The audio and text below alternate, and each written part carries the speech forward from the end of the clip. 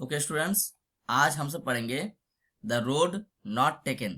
The road not taken ये जो है, ये रॉबर्ट फ्रॉस्ट का लिखा हुआ एक बहुत ही मीनिंगफुल पोएम है। मीनिंगफुल पोएम क्यों? क्योंकि इसके अंदर एक बहुत ही गहरा मीनिंग हम सबको मिलने वाले हैं। ठीक है, तो आज इस चैप्टर को पढ़ते हैं और देखते हैं इसमें कौन सी ऐसी घटना है जो राइटर हम सब के साथ या फिर पोएट हम सब के साथ शेयर करना चाहते हैं। सो द देखो, टाइटल को तुम अगर देखोगे, the road not taken, the road not taken से पता चलते हैं कि देखो, टाइटल से ही पता चल रहा है कि द रोड नॉट टेकन। यहाँ पे मैं तुम्हें थोड़ा बता दूं, यहाँ पे देखो कुछ लिखा भी हुआ है, पहले इसे पढ़ लेता हूँ। This well known poem is about making choices. देखो ऑलरेडी दे दिया गया है, this well known poem is about making choices and the choices that shape us. मतलब हमारे लाइफ में बहुत सारे चॉइस आते हैं, तो उसकी कौन सी रास्ता हम चूज करते हैं उसके ऊपर है, जो हमारे दैट शेप अस मींस जो हमारे फ्यूचर को बिल्ड करते हैं। Robert Frost is an American poet who writes simply but insightfully about common ordinary experiences. मतलब बहुत ही गहरा मीनिंग रहता है, जो सिंपल वर्ड में लिखते हैं, लेकिन उस मतलब उसके लिखे हुए हर एक चीज में एक बहुत ही गहरा मीनिंग होता है।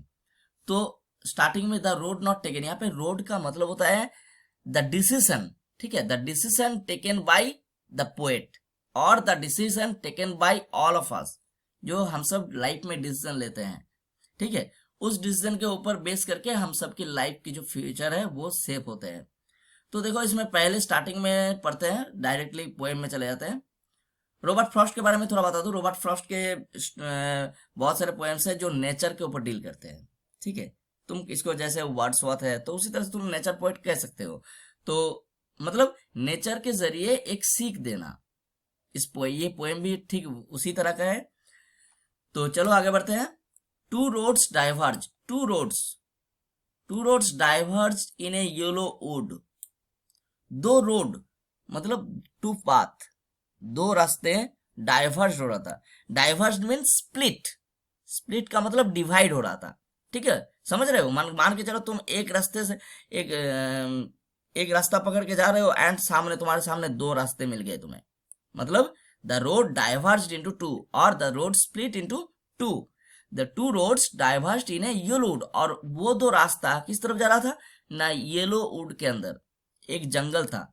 तो दोनों रास्ते एक ही जिस रास्ते से पोएट जा रहे थे, उसी वही रास्ता दोनों तरफ से डिवाइड हो गए जंगल में।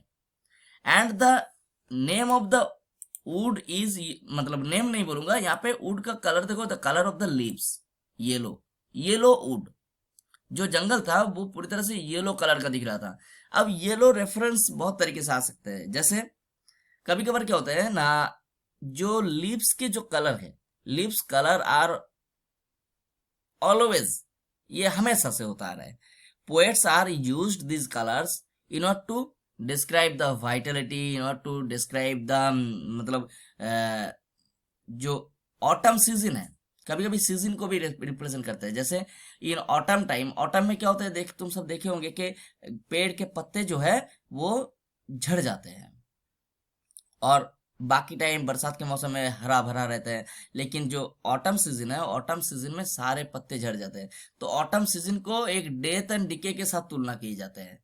ठीक है, autumn season is compared with death and decay. तो इसी तरह से मतलब एक मृत्यु के साथ तुलना किए जाते हैं। और साथ ही साथ जो येलो के जो कलर है, जो एक्चुअली ग्रीन जो कलर है, ग्रीन ग्रीन कलर को यूथ के साथ तुलना किए जाते हैं। उसके बाद जो येलो हो जाता है, येलो कलर को बुढ़ापे के साथ तुलना किया जाता है। एंड जब रेड हो जाता है तब वो एकदम गिर जाते हैं। ठीक है, तो yellow colour represent the wood, ऐसा वुड जिसके पत्ते झड़ने वाले हैं। ठीक है, तो यहाँ पे हम सब इस तरह से भी ले सकते हैं। Two roads diverge in a yellow wood, मतलब एक ऐसा रास्ता। यहाँ पे रोड का मतलब two decision. The poet faced such a situation when he had to take, or he had to choose a particular decision, a particular path by leaving the another path. एक रास्ता को छोड़ के दूसरा रास्ता उसको लेना पड़ा था लाइफ में, मतलब डिसीजन। अब देखो, तो येलो वुड को तुम और भी कह सकते हो कि जैसे the woods are yellow when, क्या होगा, when probably the leaves are falling, ठीक है, leaves are falling and the colour of the leaves are turning yellow, ठीक है, कलर येलो हो चुका है। And sorry I could not travel both and be one traveller. तो line को थोड़ा चेंज करते हैं इस लाइन को। And sorry means I am really sorry, मुझे बहुत दुख है कि I could not travel both, मैं दो रोड में एक साथ तो ट्रेवल नहीं कर सकता हूँ। क्यों ट्रेवल नहीं कर सकता हूँ? बिकॉज बी वन ट्रेवलर, मतलब आई एम ओनली वन ट्रेवलर, मैं सिर्फ एक अकेला ट्रेवलर, मुझे तो, मैं तो अकेला दो रोड पे ट्रैवल नहीं कर सकता हूँ। That's why I am really sorry कि I could not travel both. Both means दो, बोथ रोड, दोनों रोड को एट द सेम टाइम, एक ही टाइम पे दो रास्ते पे मैं कैसे चल सकता हूँ? दो नाव पे पैर रखना, समझ में आया? दो नाव पे पैर रख के नहीं चला जा सकता, you have to choose one. तो उसको छोड़ दो, ये थोड़ा मजाक किया मैंने। तो यहाँ पे जो है तुम एक साथ दो डिसीजन नहीं ले सकते हो। मान के चलो जैसे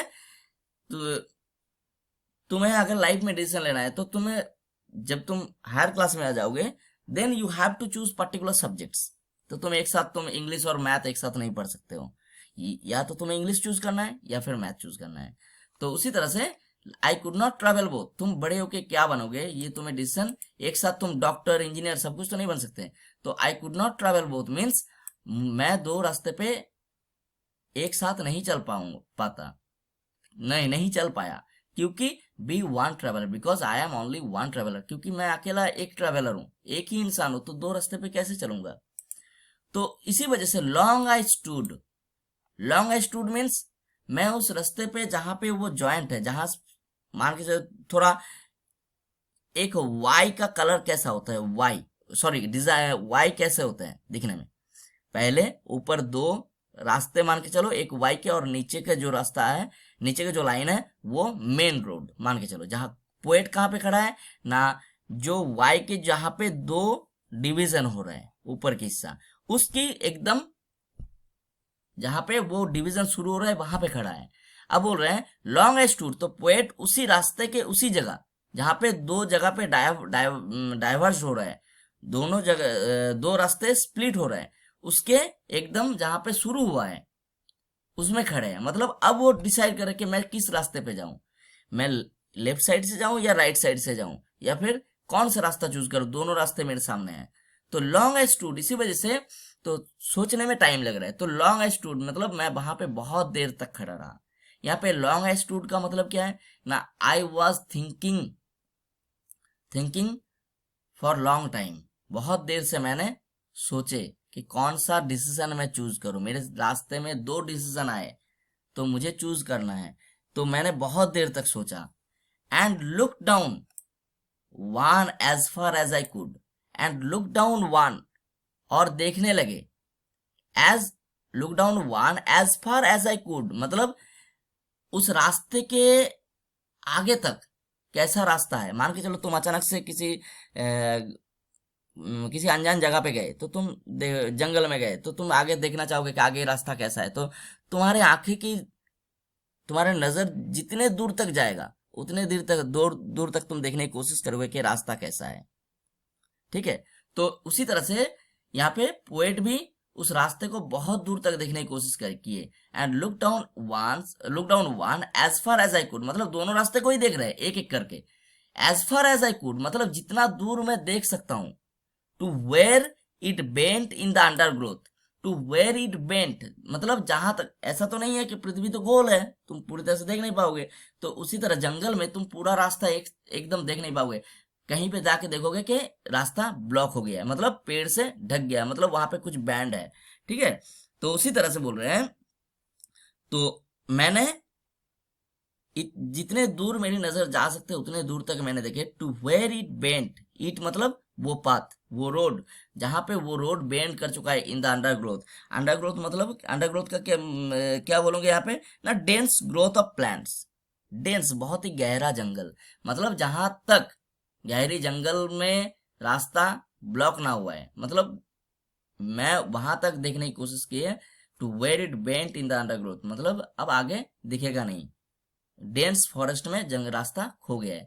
तो इस चीज को हम कैसे डिस्क्राइब करेंगे, इस चीज को इस तरह से डिस्क्राइब करेंगे, and look down as far as I could, मतलब हम सब जब लाइफ में डिसीजन लेते हैं that time we start thinking the possibilities, कि अगर मान के चलो मैं, जैसे मैं अपनी बात करता हूँ, जैसे मैं इंग्लिश के ऊपर जब मैंने ग्रेजुएशन की, मास्टर डिग्री की, बीएड की है, तब मैंने ये सोचा कि मेरे पास ये ऑप्शंस खुले हुए हैं, मेरे पास लिटरेचर के ऊपर, मेरा हर एक डिग्री लिटरेचर के ऊपर है, तो मान के चलो मेरे पास टीचिंग जॉब खुला हुआ है, मैं एज ए ट्रांसलेटर काम कर सकता हूँ, ठीक है, बाइलिंगुअल, ठीक है, क्योंकि मेरा सब्जेक्ट जो है लैंग्वेज के ऊपर है।